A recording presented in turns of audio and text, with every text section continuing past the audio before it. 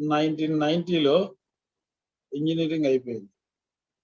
Engineering అయిన తర్వాత I was preparing for competitive exams. APPSC exams పడినాయి. ఈ పాలిటెక్నిక్స్‌లో లెక్చరర్స్ పడినాయి. తర్వాత అసిస్టెంట్ ఎగ్జిక్యూటివ్ ఇంజినీర్స్, పంచాయతీరాజ్, ఆర్‌ఎండ్‌బి డిఫరెంట్ డిపార్ట్మెంట్స్‌లో చాలా మాస్ రిక్రూట్‌మెంట్ జరిగింది 91లో. 340 పోస్టులు ఫిలప్ చేసినారు throughout the state. Combined state కదా! సరే.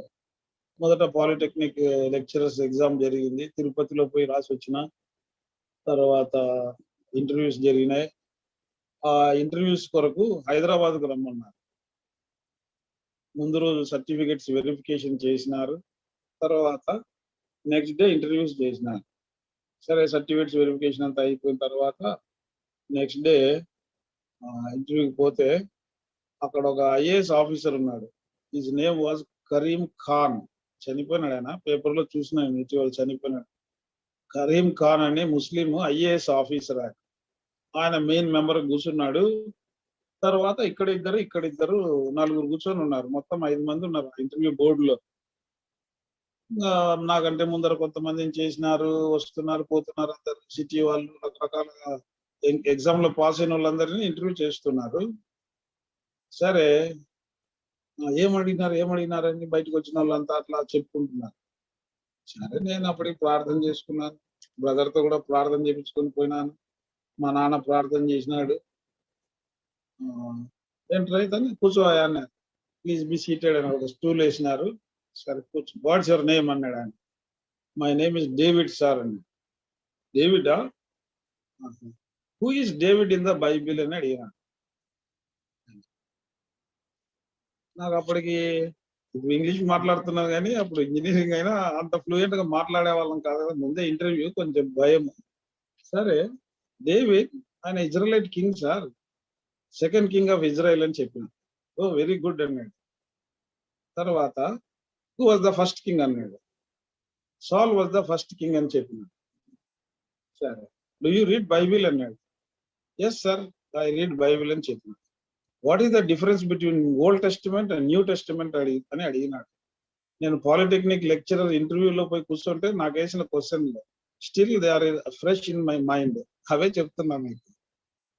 What is the difference between Old Testament and New Testament అని అడిగినాడు. అడిగితే అప్పటికి నాకు తెలిసింది చెప్పిన. ఎప్పుడు నేను చెప్తున్నది 31 years back. Old testament was return before Christ was Born. New testament was return after his birth and it's అని చెప్పిన. ఇంకా అంటే గాస్పుల్స్ ఉన్నాయి, దాంట్లో ఎపిజల్స్ ఉన్నాయి సార్. జీసస్ లైఫ్ హిస్టరీ అంతా గాస్పుల్స్ లో ఉంది. ఇజ్రాయెల్స్ హిస్టరీ అంతా ఓల్డ్ టెస్టిమెంట్ లో ఉంది. ఆహా అని. హూ ఇస్ పాల్ అన్నాడు. పాల్ ఇస్ ద అపోజల్ అని చెప్పిన. ఇంకేం తెలుసు నీకు ఆయన గురించి అన్నాడు. ఆయన సంఘాన్ని హింసించినాడు సార్. తర్వాత యేసుప్రభు ఆయన కనపన్నాడు. తర్వాత ఆయనే సంఘాలని కట్టినాడు చెప్పింది. ఈ చుట్టుపక్కల ఈ పక్క ఇద్దరు, ఆ పక్క ఇద్దరు చాలా ఆశ్చర్యంగా చూస్తున్నారు. ఆయన దిక్కు, నా దిక్కు కూడా. ఏమి ఇతడంతా బైబిల్ అడుగుతున్నాడు ఇతన్ని. దాని తర్వాత వై వాజ్ జీసస్ క్రూసిఫైడ్ అన్నాడు. వై వాజ్ జీసస్ క్రూసిఫైడ్ అంటే నేను చెప్పినాను, ఆనాడు ఉన్న శిక్ష సార్ అది. రోమన్ గవర్నమెంట్ శిక్ష వేసింది. యేసు ప్రభుకి అట్లా శిక్ష వేసి పొంతి పిలాతు అట్లాంటి జడ్జిమెంట్ ఇచ్చినాడు. వాళ్ళు తీసుకుపోయి అది కాదయా, what is the spiritual meaning అన్నాడు. లేదా what is the inner meaning అన్నాడు. స్పిరిచువల్ మీనింగ్ అన్నా what is the true meaning ఏదో అడిగినాడు. అప్పుడు నేను ఆయనకు చెప్పేసిన సువార్త. ఇంకా నాకు తెలిసిన సువార్త చెప్పిన. లోకంలో ఉన్న పాపులందరి కొరకు ఆయన చనిపోయినాడు సార్. యేసు ప్రభు లోకానికి శరీరధారిగా వచ్చినాడు. ఆయన రక్తం కార్చినాడు. ఆయన రక్తంలో నా పాపాలు కూడా కరవుతున్నాయని నేను చెప్పేసినాను. వెరీ గుడ్ అన్నాడు ఆయన. అని సరే ప్యాడ్ తీసుకొని ఏదో రాసుకున్నాడు పెన్సిల్ పెట్టుకుని. ఇంకా మీ టర్న్ అన్నాడు. ఈ పక్క వాళ్ళు అడిగినారు, నీకు ఫేవరెట్ సబ్జెక్ట్ ఏదయ్యా అని. అప్పటికే అందరూ IC engines, thermal engineering, IC engines అవే చెప్పుకుంటూ వస్తున్నారు. నేను మెటీరియల్ సైన్స్ చెప్తాంలేని మెటీరియల్ సైన్స్ అని చెప్పిన. మెటీరియల్ సైన్సా? సరే, అక్కడ బోర్డు పెట్టినాము, నువ్వు కొంచెం డెమో ఇయ్యి అన్నా. సరే, నేను అప్పటికే ఐటీఐలో ఇన్స్ట్రక్టర్ గా పనిచేస్తున్నా.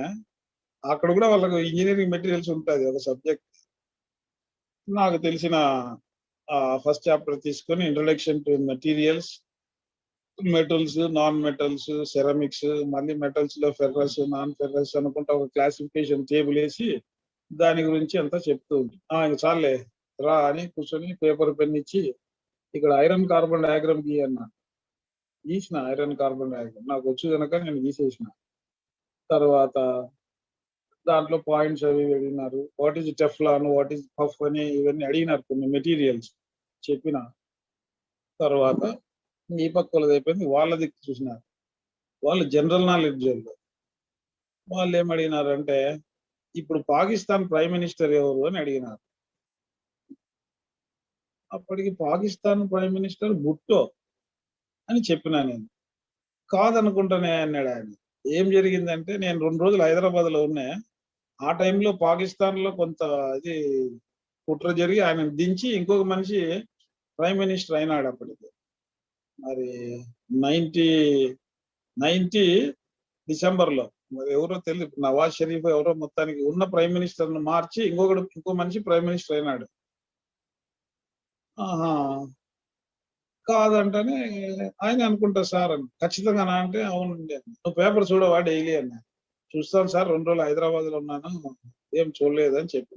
సరే తర్వాత ఇంకోటి ఏదో అడిగింది, ఏ ఊరు మీది అన్నాడు. మాది అనంతపురం సార్.